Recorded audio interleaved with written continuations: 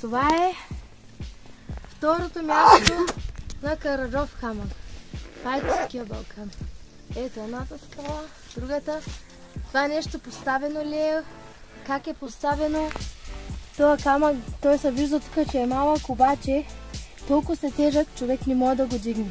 Или някои отгоре извънземни са спуснали, или не знам как е станало, обаче...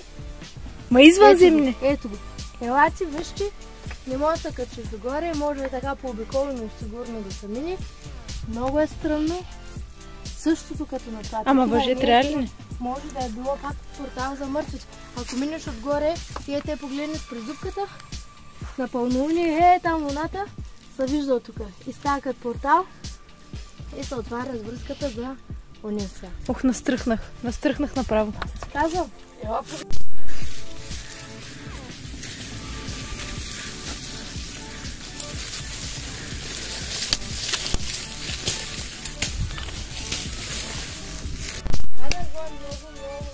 старо. Бяло е изполене.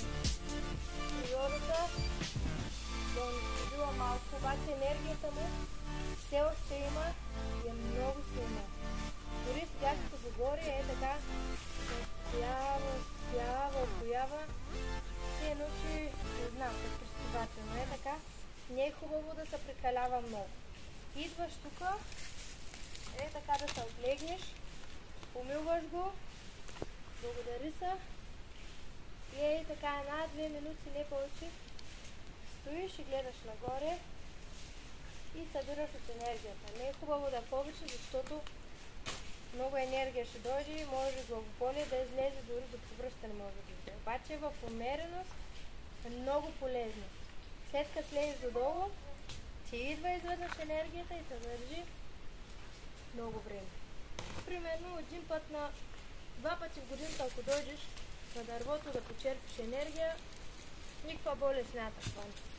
Затова бабите тук местните го знаят, скачват се по този баир, по дерето, само до дървото се стигнат. И нищо не им пречи. Ето нашата придружителка, на 50 години вече, оня ден беше болна, обикаля и сега мина през дървото, все последна ходи иначе. Мина през дървото, стана първа като църничка, водачка. Така че, това е мястото да знаете, мили приятели. Айде, до следващото място. Тези приятели, да ви покажа вече. Това е стар римски път. Тук виждаме, колко как е направено това нещо, няма разсипеност. Дори вече има камъни, малко дървета паднали, но вижте, стария римски път от едно време как са го правили и по какво всъщност се разпознава. От двете страни има редени камъни и става като пътя. Ще загледате, ето е така, вървите се, има камъни и тук така, и 2 км. Тръгна така може да много добре да се види къде е вървял пътя. И естествено той е бил за каруци и за хора с коне. Не сега с кола не може да се мини или с много висока подходима, защото има големи камъни. Но ето тук, така изглежда древен римски път. Сега се връщам, понеже деве не ви показах как стигнахме до тук.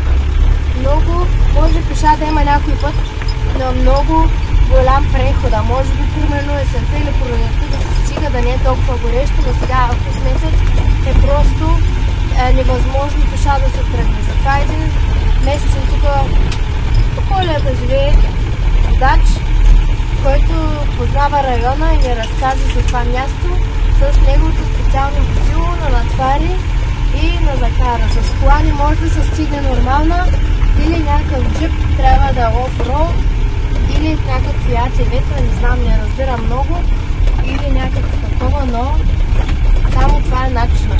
Преди такива на горнища, на долнища.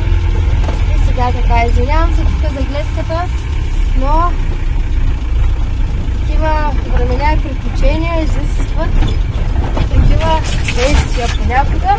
проветрение и изсъхване за тези, които като нас не особено подготвени, не носят резервни дрехла.